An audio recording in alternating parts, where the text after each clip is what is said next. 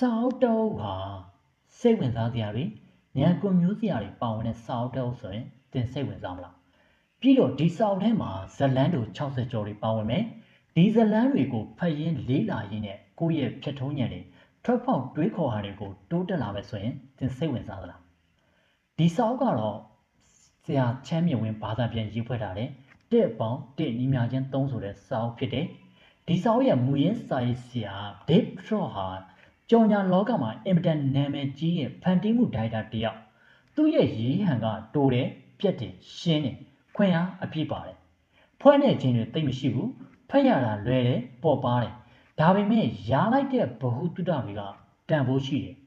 ပထမကမ္ဘာစစ်ပွဲမှာမကြုံစဘူးအသက်ရှင်ကျန်ရစ်ခဲ့တဲ့ရေတပ်စစ်သားတစ်ယောက်အကြောင်းတင်မင်းကုန်တယ်ဆိုပြီးနာမည်တက်ခံခဲ့ရဘူးတဲ့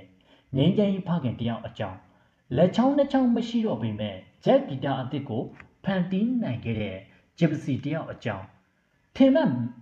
မထားပဲကြုံလာရတဲ့ပြဿနာပေါင်းစုံကိုနီလန်းအသစ်တွေနဲ့ဖြည့်ရှင်းကဘာကိုပြောင်းလဲနိုင်ခဲ့တဲ့သူတွေရဲ့အကြောင်းစတဲ့ဇလန်းပေါင်းစုံ60ကျော်ပါဝင်တဲ့စာအုပ်တအုပ်ဆိုရင်သင်စိတ်ဝင်စားသလား